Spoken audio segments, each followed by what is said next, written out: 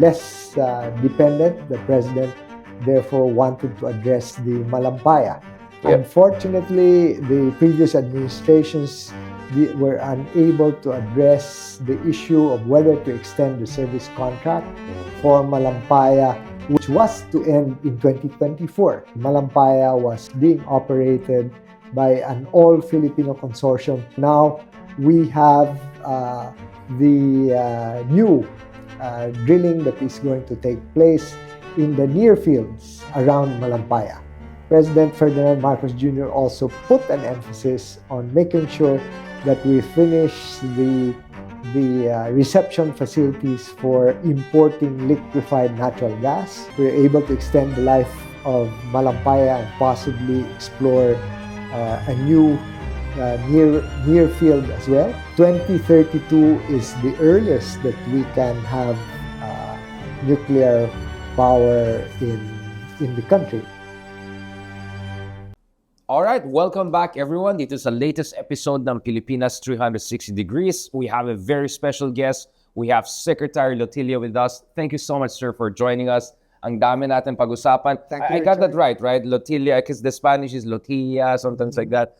Thank you, sir, Raphael Lotilla, for joining us. You're a perfect person to talk to on the issue of energy, not only because of your current portfolio, pero dahil din, of course, your background in NEDA, your background in the private sector, of course, your background in law, among other things. I think that puts you in a very good place to discuss yung multiple dimensions ng energy. Speaking of energy, I'm trying to keep my energy as high as possible for people to see what is really at stake here. So, generally, when we look at the big picture, ang gusto natin titignan is, what is the good, what is the not so good, and what could be the constraints and challenges down the road.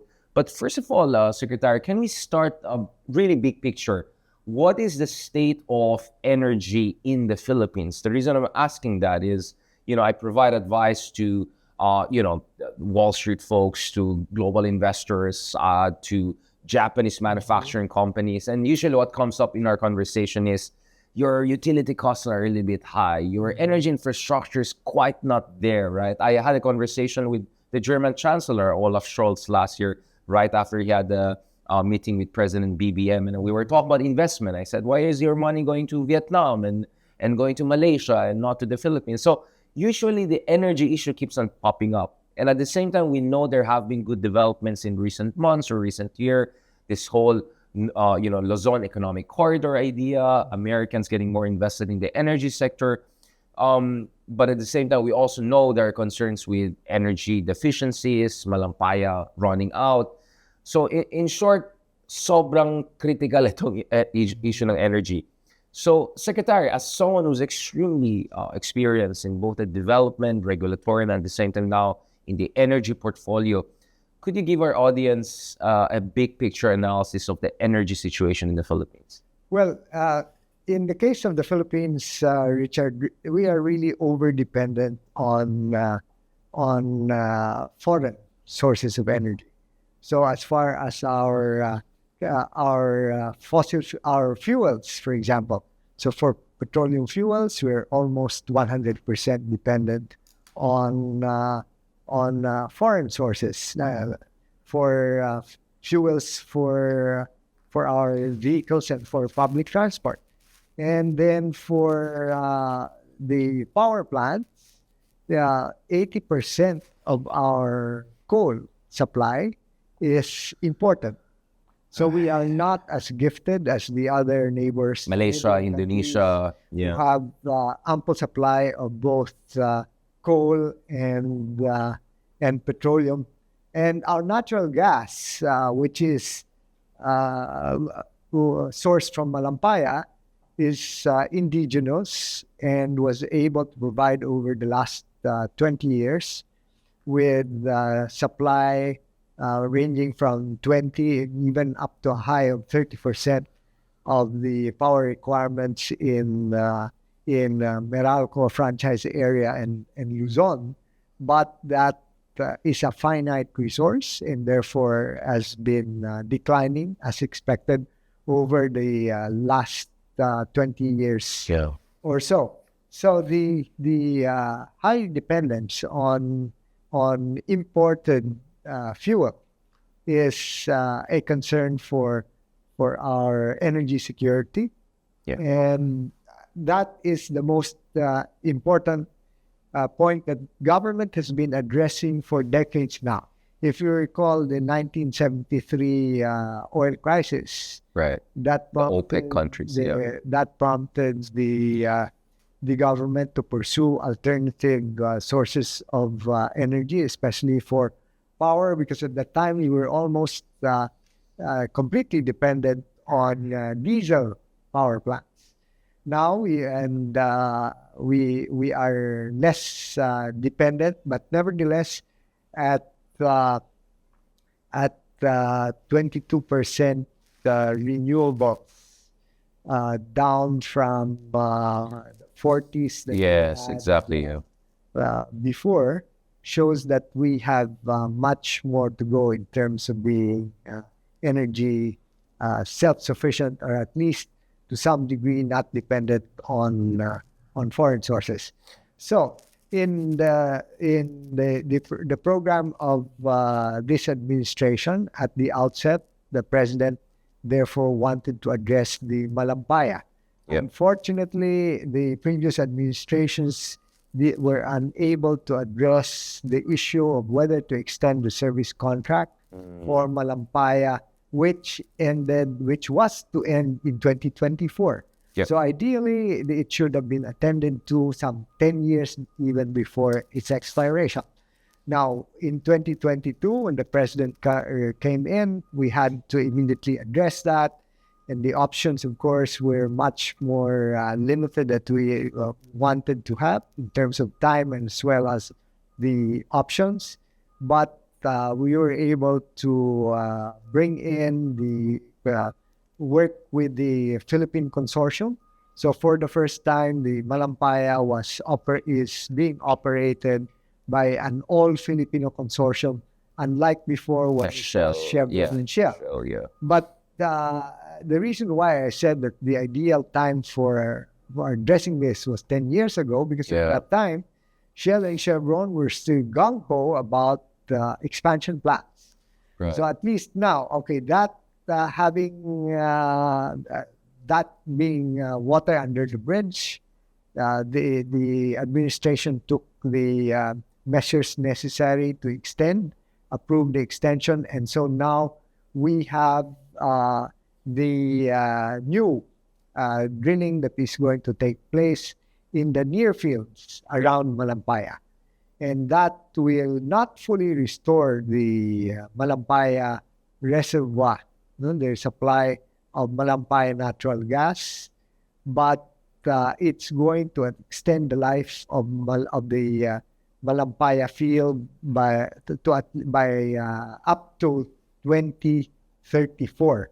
So instead of the original 2027, when the fields would have been completely depleted, then the additional field is going to sustain that. But Interesting. as I've said, nevertheless, the new gas in the near fields are not going to make up for the entire supply that was there at its peak. So we have. So what are we looking at? 60%, 40%? Yes. So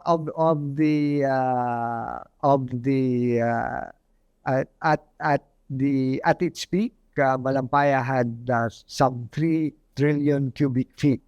Now,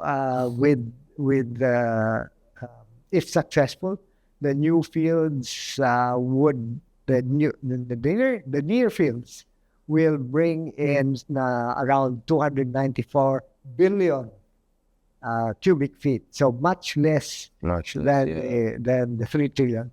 That's why the administration, the President Ferdinand Marcos Jr. also put an emphasis on making sure that we finish the reception facilities for importing liquefied natural gas, so that which is very expensive, right? I mean, if you're going to bring it from Qatar or something, it's more expensive. But definitely, you have our existing power plants, which were around 3,000 megawatts, are dependent on natural gas.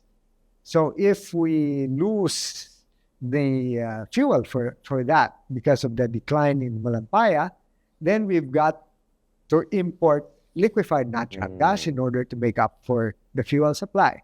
And that has been done so that we now have two LNG reception facilities in Batangas. One is with First Gas, and the other one is with the Ilihan power plant. And that's why these two combined can support up to 8,000 megawatts of of natural gas powered plants. So when you combine what can be produced from the indigenous natural gas plus the imported, then we would have room for expansion of up to 8,000 megawatts of LNG. The price, as you said, is higher, let's say, relative to coal. But then in terms of diversifying your sources of supply, which adds to energy security, then we would have also diversified the supply. Now, besides, of course, LNG is also seen as less polluting and contributes to lower greenhouse gas emissions, and being more efficient plants, then we can have a more secure supply. Security of supply is important because, as has always been stressed, the most expensive power is no power. Our people, if left without adequate power supply, would then have to resort to actually more expensive needs for like generators, diesel generators, and so on. So this in the 2.5 years that focus has been on on ensuring adequate supply. Now, on the for the other for the rest of the upstream, there are also other programs that are in place. We're not looking merely at Malampaya as the sole source, therefore, in the near fields, but to expand beyond that. Now, for the last 13 years, there has been no new seismic surveys that were undertaken in the country, and only sometime late last year and early this year that the first seismic studies surveys were undertaken, and this was in different parts of the country. So, for example, the northern Sulu Sea, this is the internal waters, the internal part of the waters of the Philippines, towards the northern part of the Sulu Sea, near the eastern part of Palawan. Malampaya is on the western part, but this one is on the eastern part. So they were able to do their seismic surveys, and the main service contractor there is from Israel, and they are optimistic about the results. So hopefully in 6 months to 1 year, we will have an indication of whether they will proceed now to drilling. So what is happening is that we are buying ourselves time with Malampaya. We're able to extend the life of Malampaya and possibly explore a new near field as well. But in the long run, we will be able to explore the ones, for example, in the eastern part of Palawan. Now, a more interesting area is the interest that has been shown, especially by by American companies in areas that are in the lower part of the Sulu Sea, Right. which is jointly administered by the national government and the Bangsamoro Autonomous Region of Muslim Mindanao. Now, under the BARM Organic Law, this area of joint administration, the resources there are to be shared 50-50 between the national government and BARM.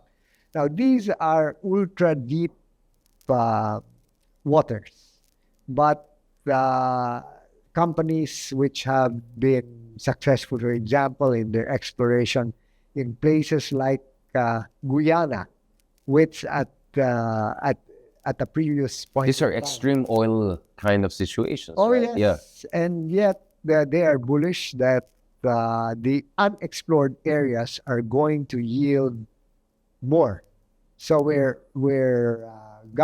government right now, as we speak, the Office of the President is doing the legal scrubbing for a number of service contracts that we have recommended for approval in the area. So 2 service contracts with BARM, Yes. and in addition, and this is a totally new frontier for not only the Philippines but for even globally.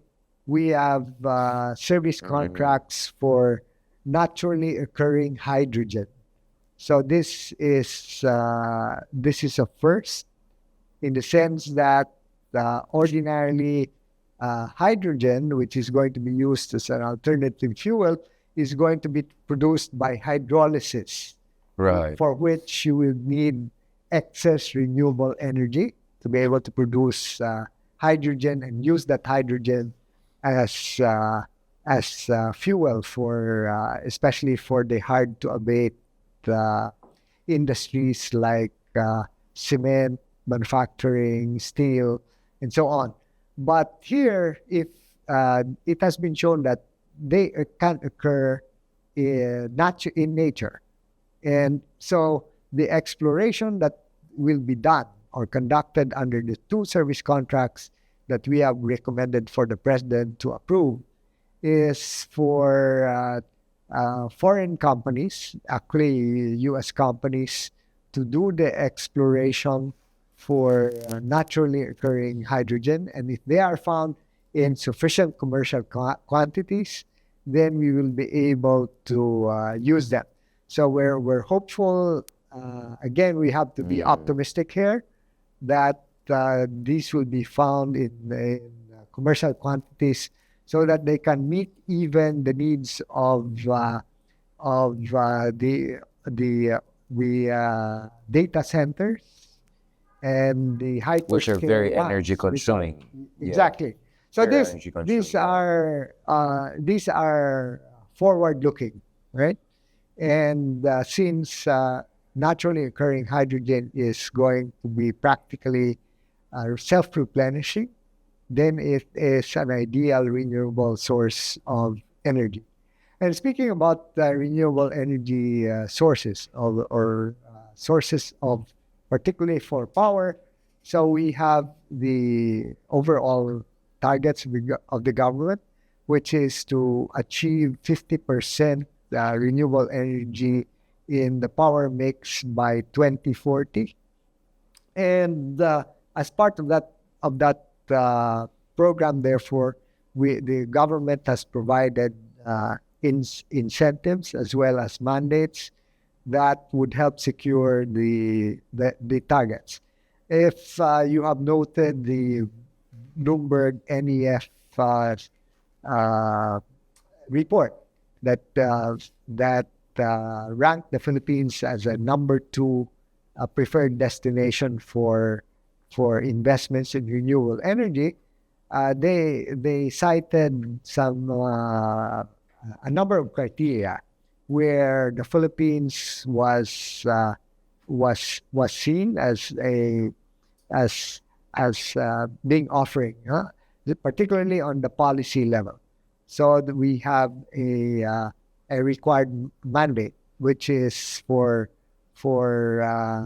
distribution utilities to source at least a certain percentage of their power from renewable sources. So that's our renewable portfolio standards. Then we provide incentives these are must dispatch. In other words, once you produce renewable energy, since it cannot be ordinarily, it can't be stored, then they must be dispatched. And the feed-in tariff aspect? The feed-in tariffs is in the form of what is this? An assurance that they will be compensated over a period of time at the cost of the renewable energy technology at the time that it was offered at auction.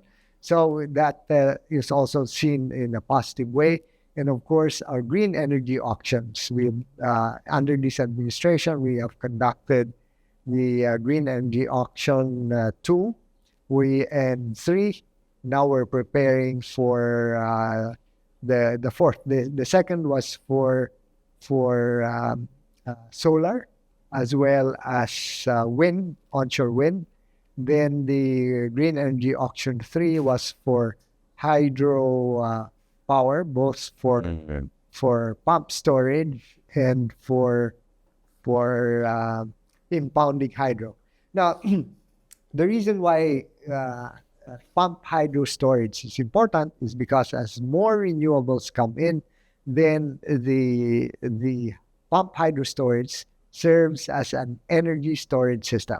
So you use the excess power when, let's say, during the daytime to pump up water to an upper reservoir, and then you release that during the peak hours. So it's a way of regulating the production as well as to time, right? Because solar and wind are not available on a 24-hour basis. So again, here the function of the pump hydro is to help stabilize the power supply.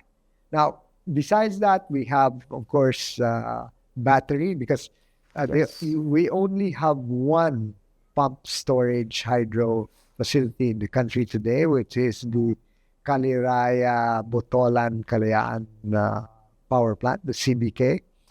And so the purpose of conducting a green energy auction 3 for hydro pump storage is to add to that capacity in anticipation of the greater volumes of variable renewable energy that are going to come in.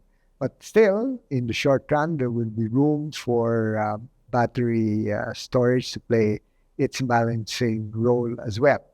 And that's also the reason why we are pushing the natural gas exploration and development, because the natural gas plants are able to do the balancing of the variable renewable energy. Now, another renewable energy source where the Philippines has had an edge is geothermal energy. Right. A lot during the Marcos Senior administration. That brought us to the 40% share. Yeah. And unfortunately, we have slid down to number 3 next to Indonesia in terms of installed capacity and operating capacity for geothermal. And the reason was that a major reason was that we privatized the geothermal arm of the Philippine National Oil Company way back in is this the Ramos administration also? No, it was completely privatized under President Macapagal Arroyo. So what happened was when government owned the exploration and development arm for the new geothermal fields, that meant that government was absorbing all the risks for Right. finding new steam fields. You see, the finding steam fields is just as difficult in geothermal as in petroleum drilling for oil and gas. And so, let's say there's only one successful well for steam out of 5 that you drill. So who's going to absorb the expense for drilling the 4, right? So before it was government that did that. Now afterwards, with privatization, then private sector could not take on the same levels of risk that government is. Well, and then they're definitely risk averse because they don't have the taxpayers' money. So to back it that up what just in that case. means is that there's still a role for government Right. in terms of absorbing the risks that private sector will not be able to take on. So right now, the government is in advanced negotiations with the Asian Development Bank to put up a de-risking fund where government is going to share with the private sector the costs of drilling, especially when the drilling is not successful. So we hope that with this facility, we'll be able to regain ground in terms of geothermal production in the country. And the advantage of geothermal is that it is a source of base load power. In other words, it's not variable, unlike solar and wind. Now the next green energy auction that is being planned is for what we call integrated renewable energy and energy storage. So for example, the solar and wind and onshore wind will be coupled with battery storage. In that way, they can actually store part of the excess power that they produce in order to deliver them during nighttime or during whatever is there. Which is what you have in Denmark and last time I checked in parts of Northern Europe, That's right. So the positive news is that with the decline in battery prices, we can see a better way of employing batteries in the short term while we are building the pump hydro storage and other alternative technologies for storage. So these efforts combined will be meeting the requirements of the country, and we will also be able to maximize the use of our coal-fired power plants right now. We have more than including the ones we developed with ADB back in the day, right? We had a couple of projects with ADB, if I'm not mistaken. Sure. At that time, was it the clean coal ones? After the privatization of National Power Corporation's generation assets, we left it to the market, and the market found coal primarily as the cheapest source of fuel for producing electricity. And up to now, of course, the coal still offers a high, the lowest price compared to natural gas or compared to other sources, and yet it is stable. But when we have more variable renewable energy, then that means that since they are going to have priority dispatch over coal-fired power plants, then that means that we won't be able to maximize the use of the coal-fired power plants. And since we have more than 7,000 megawatts of coal-fired power plants that are 10 years or younger, then if we don't do anything, we're going to be wasting those assets. So that's where once the pump storage facilities come in, then we can use the even the coal-fired power plants would be able to provide for pumping for fuel to pump the water in the hydro pump storage facilities, and therefore we would be able to actually maximize the use of of uh, of the coal-fired power plants while we are in transition. Now, it's important to look at this as a transition process, which is going to be not an overnight one. And multi-administrations, right? This is Of going to course. cut beyond this administration. That's right. And that's why the president has emphasized Yeah. whatever we are doing right now, most of these are going to be harvested after this administration, Yep. but it should not stop us from thinking long term. So even the option of developing nuclear power is a longer term vision. So even in our current Philippine energy plan, 2032 is the earliest that we can have nuclear power in the country. But of course, again, it will depend on the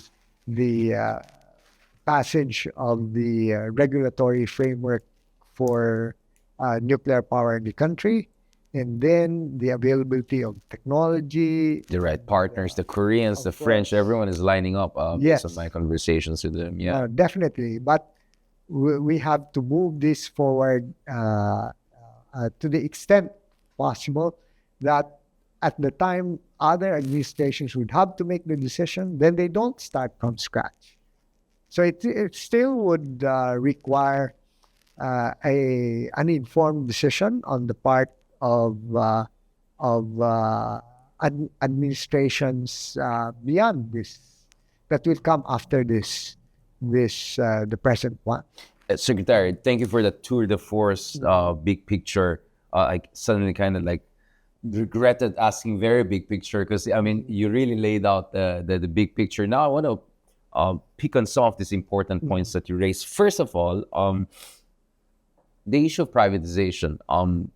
I've come across a lot of literature in economic development na tinignan yung legacy ng privatization scheme during the Ramos administration and its impact on, you know, the prices of petrol determination and prices of later on electricity. You mentioned that during the Arroyo administration, you served from 2004 to 2007, also in a senior position back then. Also, when it comes to essentially outsourcing to the private sector, the development of geothermal sector. I know that was one of our strengths. I worked a lot with the Germans during their Energiewende transition, which has been quite fraught and controversial. But nevertheless, many Germans would say that they had to go through that difficult process. I visited Fukushima a year after the incident and talked to their governor Sato, and he was telling us also about the risk they had to face in the nuclear sector. So the issue of energy is something I've been dealing with for quite some time as an analyst.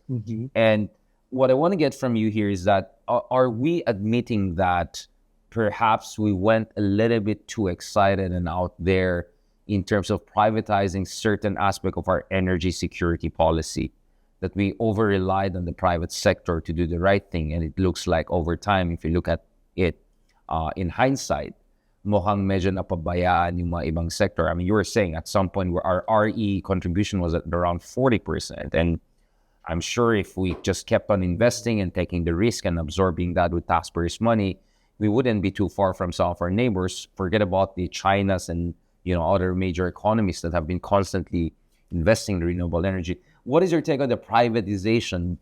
Where did we go right? Where did we go wrong? And what are the areas where you think we just need some sort of tweaking when it comes to our energy infrastructure?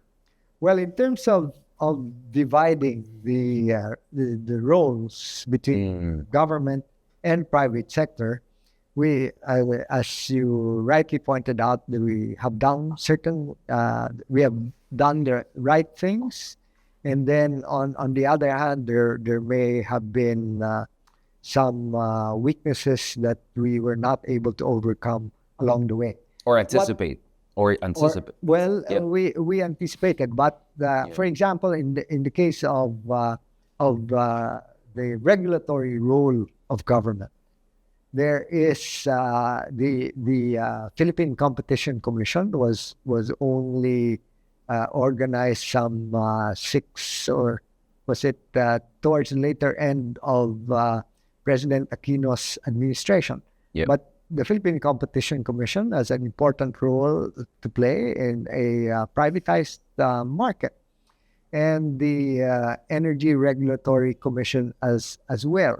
So for a multi-billion and perhaps trillion industry now, Yeah. power industry, and yet where the budget of your Energy Regulatory Commission is only 1 billion pesos, and is unable to catch up with the regulatory requirements, given that there are new methodologies that have to be. And I heard there were too many economists. I asked from some. I mean, this is where when There is Secretary no Balisacan was there. Oh, in the PCC. Ang dami nilang economists noon, wala masyadong abogado, and some people were But telling now me it's the other way around. it's the other way around. There is no No economists, mostly lawyers. Yeah. So it's getting the right balance. Kasi I remember during Secretary Balisacan's Competition Commission leadership, they did try to, I think, was it the steel industry or cement? I'm sorry, cement industry and all.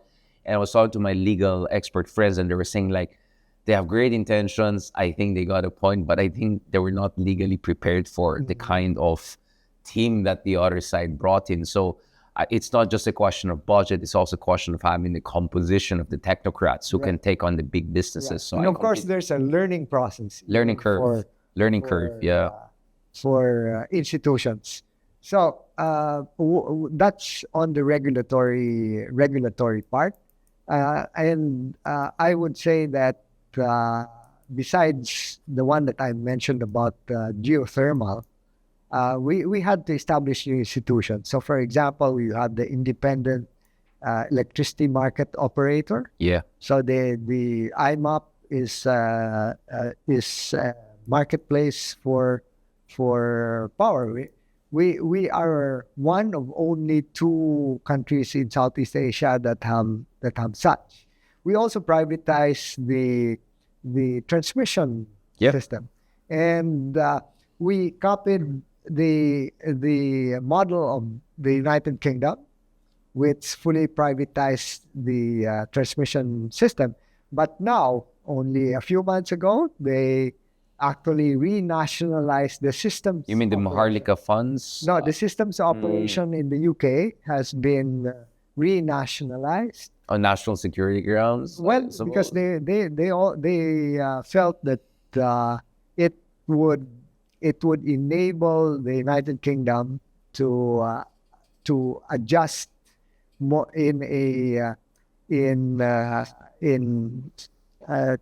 to adjust proactively to the demands of renewable energy having to be brought to the market, so that the transmission lines could be built to keep up with yung target nila, no? Yung Yes. 2030, 2035, yeah. So it's that's why here, Interesting. in the case of the Philippine Development Plan that the president announced that he launched in 2022, towards the end of 2022, there is a mention there that government should take a more active role in transmission.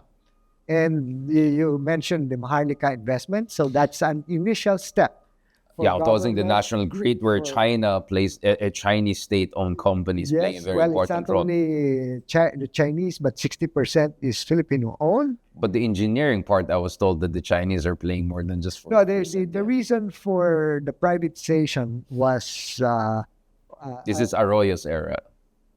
yes. Yes, After I'd left the cabinet, Yeah. they privatized it. But the reason for requiring a 40% foreign ownership is to make sure that there was an entity, a Right. foreign entity that would bring in expertise Yep. and financial heft, so that we could modernize the transmission system in the country.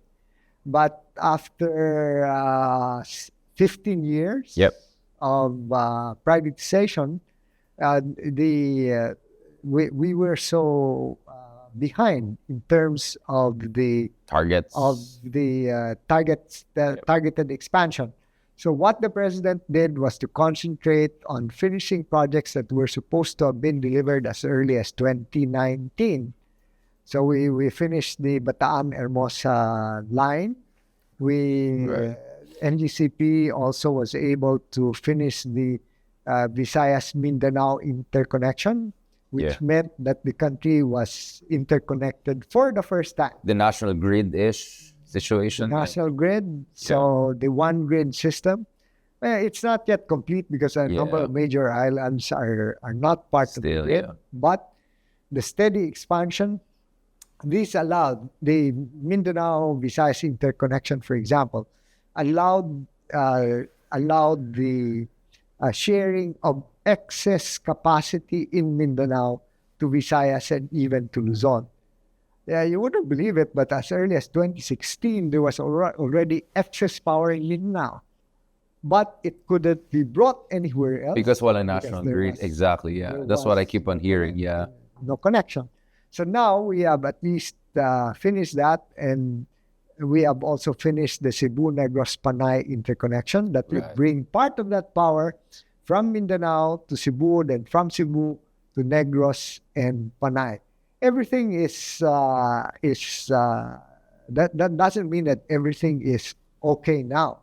We still have our challenges given the archipelagic nature of the country.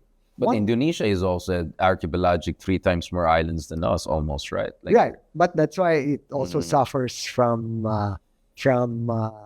tremendous challenges in terms of interconnectivity. And in their case, they are subsidizing not only the power sector, but also the fuel sector. And they do it in a number of ways, one of which is to set a 2-tiered price system for coal. So they require a certain percentage of the coal to be sold to the local or domestic market at a lower price. Below market price. And then to the international market at international prices.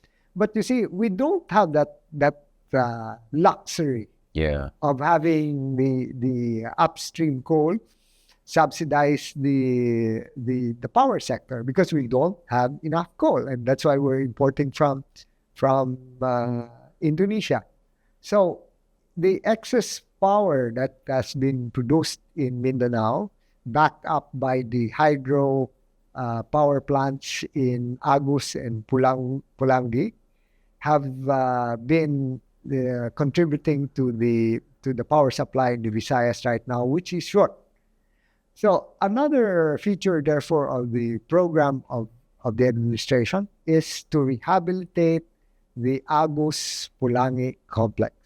That has a bit more than 1,000 megawatts installed capacity, but its reliable capacity during the non-El Nino years is only up to 600 megawatts. So by undertaking the rehabilitation, we hope to restore 400 megawatts and even upgrade the total production should we introduce improvements in the system. That's a major project that eluded the previous administration, because at the time there was no counterparty that could be identified for the rehab. The power sector and assets liabilities management, its corporate life ends in 2026. So with a short runway, nobody is going to lend to PISAM as the counterparty in order to rehabilitate those plants. So now that Congress finally has issued the extension of the life of PISAM even for just 10 years, then we are now working on that rehabilitation part. So this will also be beneficial for the people, not only of the entire Mindanao and the Visayas, who will who will benefit from the additional renewable energy, but it will also benefit the neighboring communities in Lanao del Sur, which have been plagued by flooding because of the inadequate state of the infrastructure at this time. Then there is also opportunity for building the unbuilt Agus 3. The Agus plants are part of a cascading system. And so from Agus 1, the water goes to Agus 2, 3, 4, 5, 6, 7. So 3, Agus 3, which would be contributing at least 200 megawatts, will be an additional component of this of the supply. So that way we will be able to meet the demands, because given the growth targets that Secretary Balsacan talks about, you want to have in order 6-7% growth. Yeah, even at 6%, we need to grow that's my point. the power supply by 5.2% annually. So everything, therefore, has to be considered. We can't just say go for renewables overnight, because that is not possible. But we have to take good care of our existing resources, including the coal-fired power plants, and just make sure that they are operated in a way that reduces the inefficiencies, and therefore also reduce the greenhouse gas emission, which is something I want to talk about. I mean, this is very important that you clarified na para ma-sustain natin economic growth targets natin, we have to look at the energy foundations of that. And I think this is where there are a lot of concerns about yung long-term viability ng growth targets natin of maintaining 5, 6, 7%. Sure. So you're saying, Secretary, that you think we're doing just good enough to make sure that we constantly, maintain this catch-up game. It looks like a catch-up game to me, and it looks like a multi-speed game. I mean, I just came from Brussels in Europe. We were talking about multi-speed Europe. Yep. My understanding is that it's not only multi-speed; it's like a Rubik's cube, where you have to a little bit adjust on the EV part, renewable energy part. You have to keep the transition on the away from coal part. Yes, at the same time, you have to strengthen your imports of LNG. So there's so many components. You have to get the combination right to get that 5% to sustain the 6 to 7% growth. Yes. That's pretty hard. And that's private sector driven. Right. So government's command and control will not even work in a situation like this. Yeah. And that's why we have to concentrate on the policies that will enable private sector to see the opportunities for growing with us.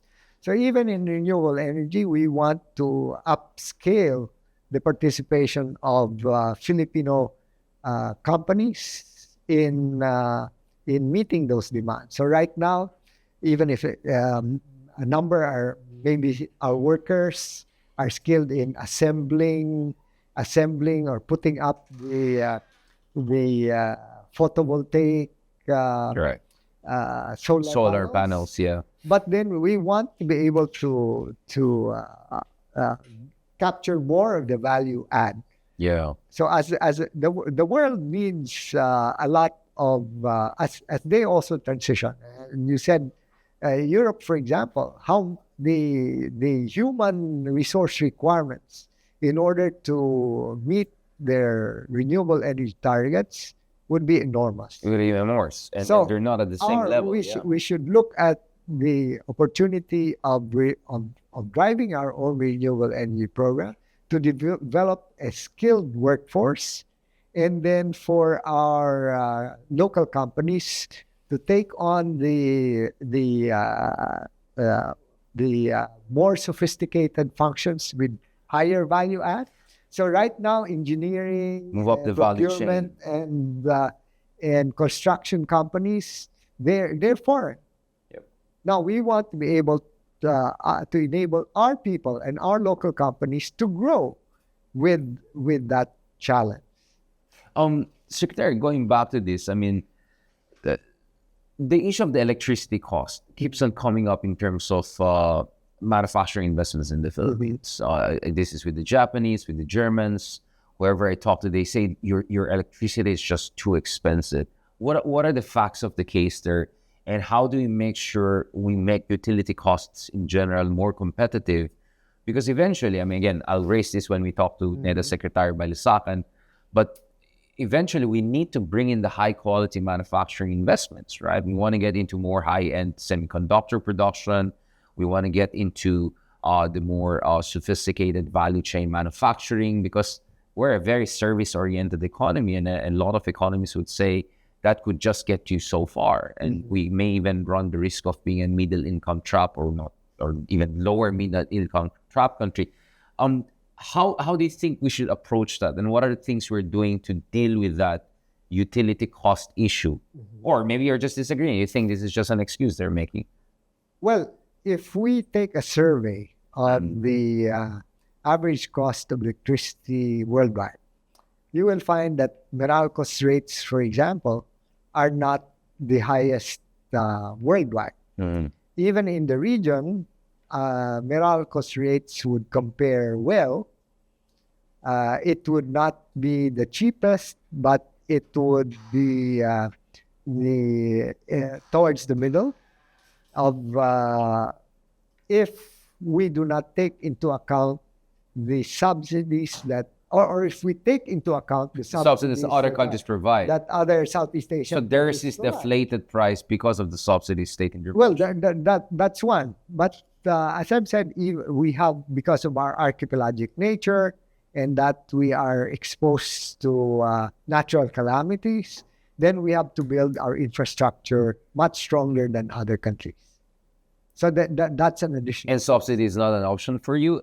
Let's say subsidize electricity in specific corridors of manufacturing investments. Let's say yung Luzon Economic Corridor project. Right? I'm not going to talk about subsidies, because precisely it is these countries which are complaining about our high prices that forced us actually to restructure our power industry. So they were hypocritical. So you're saying these countries are hypocritical. Well, if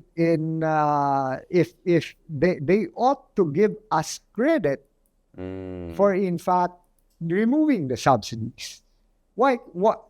That's why it's ironical. Somebody tells you, you remove your subsidies, you restructure your power industry. And then they say it's too expensive. Reflect the real cost. And then now say it's too expensive. But they've got to give us credit for undertaking those reforms and undertaking those reforms early. Because what it means is that we have in fact internalized the cost even of greenhouse gas emissions, right? Because one of the reasons why our per capita use of energy is also low is because it is expensive. But if that is a better reflection of the true cost of power, then in fact we are taking from that perspective, you are taking the right step. So the other perspective as well is that we tax we not only subsidize, but the energy sector is a major source of taxation for the country. And when we introduced, for example, the value-added tax in 2005 to cover both the power sector and the fuel sector. So that's from 0 to 12%. So you can imagine the impact on the sector. The original design of the Electric Power Industry Reform Act, or EPIRA, was power to be VAT zero rated. So it was not part of the VAT system. But I'm not saying we return to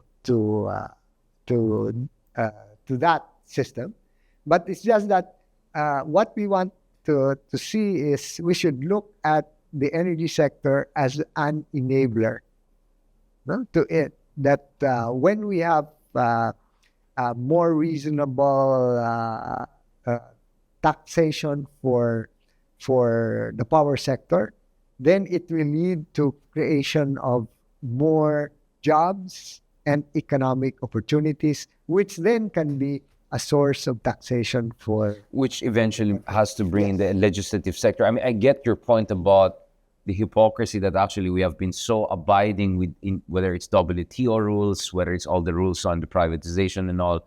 But the reality is that we are up against a competition, whether it's Vietnam, forget about China, they're way ahead of us, even the Indians, among others. These are countries who heavily subsidize a lot of their production, right, and you're competing with them. Mm-hmm. So I'm all for pointing out hypocrisy of our Western counterparts. Mm-hmm.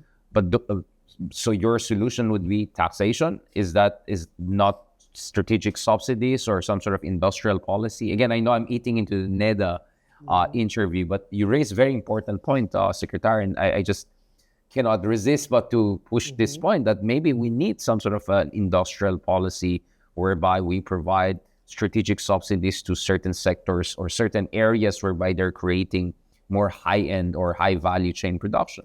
Well, this, as I've said, we do know that the present tax system, and of which the energy sector is a major contributor, is the bloodline of government. So that's why, as I've said, I'm not saying let's do away with VAT for power and fuel, but we have to handle this as a transition, because as we veer away from fossil fuels, then the power from renewable energy is zero rated. So that means we have less of our power, which will be taxed.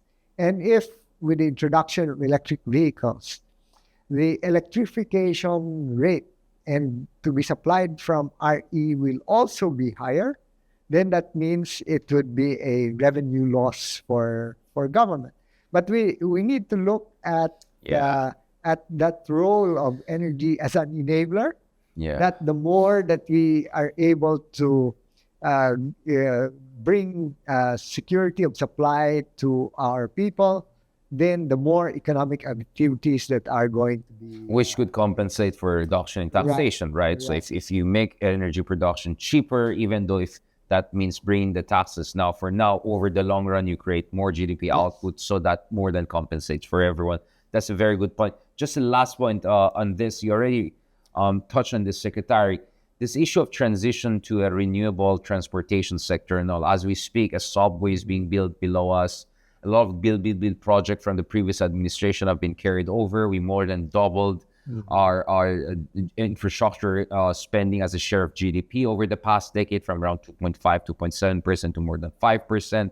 So we're moving in all of these correct directions. But at the end of the day, we are asking for the developed world to compensate us, because we are one of the number 2 or number 1 most vulnerable countries to negative effects of climate change. So naturally, doesn't that mean that we also have to make some drastic, gestures, at least, that we're going to also move towards carbon neutrality? Or are we arguing along with countries like India and China that no, because we have not historically contributed to this climate change Anthropocene, it is not incumbent upon us? What is your sense looking 20, 30 years from now? Because I think even China had a carbon neutrality target by the middle of the century, right? Ish, right? Even Biden, forget about Trump, also had something along 2060, 2070. Shouldn't we at least gesture that even though historically we're not a contributor to the carbon greenhouse emissions that have created this Anthropocene climate change, we are going to make the right move, but in exchange, we also demand adaptation funds from the developed world. Yes. Well, that's where transition financing is important. Right. We are willing to veer away from fossil fuels at a rate, at a pace that will be supported by the developed countries. Because as it is, I've said, our people are already subjected to the second highest power rates in the region. If we are going to simply commit ourselves to a target of reducing greenhouse gas emissions unilaterally without taking that into account, then we will be adding to the burdens of our people. What happened to our manufacturing sector when we did Exactly. the contribution of the manufacturing sector as a percentage of GDP has been consistently going down, and part of that is due to the fact that we internalize the cost of using fossil fuels early on by reflecting the true cost of power. So, as this coincides with our desire for energy security, and that's why we want to tap renewable energy, which is indigenous. We want to do that, and we want it. We want that to happen in at a pace that is should be as fast as possible, while minimizing the stranded costs from the existing power plants. To be able to do that, however, and to build the necessary transmission lines and access the newest technologies for floating solar, for floating offshore wind, where our potential is great, then we need the transition financing. Without that, then we will have to go according to a pace that can be absorbed by our people. So these objectives are not contradictory. Our search for indigenous renewable energy that provides us more security in the long term, provide us with cheaper power and energy as a whole, and at the same time be able to contribute to the reduction of greenhouse gas emissions of the world. Although I must stress as well that our carbon footprint is far more minuscule than anybody else in the neighborhood. So we have to balance these things, and that's why we are not being hypocrites by not committing to a net zero target. We are the only one in the Southeast Asia and ASEAN that has not committed to a net zero, but our targets for increasing renewable energy and clean sources of energy, RE 50% by 2040, electric vehicles at least 10% by 2040. These are targets that can definitely contribute towards reducing our carbon footprint. So you're saying instead of all these performative big gestures, kind of announcement by 2050, 2060, who knows who's in charge of some of these neighboring countries, what we're doing is that if you look at the numbers today, they speak for themselves. We're not a big contributor. If anything, we're below average when it comes to contribution to greenhouse. And if anything, we deserve the kind of adaptation fund and support that we need, just as we also try to develop our own domestic capabilities and domestic companies. Tricky, right? Sequencing, many things have to go together. That's why I use the Rubik's Cube metaphor, which I think perfectly captures gaano kahirap yung trabaho niyo, Secretary. So thank you so much, Secretary Lotilla, for sharing your time.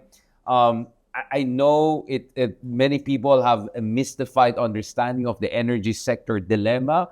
And I think after this conversation, people are going to be even more confused, but at a higher level, which is always a good thing, right? So thank you so much. Well, thank you for pushing it to the next level. Salamat, Secretary. Thank you. And on that clarion call, definitely. Thank you so much, everyone, for joining us for this special episode with our good Secretary of Energy. Doon naman sa susunod na episode, kausapin naman natin yung mga other great secretaries of ours, including from NEDA, DTI, DOTR, among others, para magkaroon tayo ng 360 degrees view of the Philippine development, national security, and other related opportunities and challenges. Maraming salamat and stay tuned for next episodes.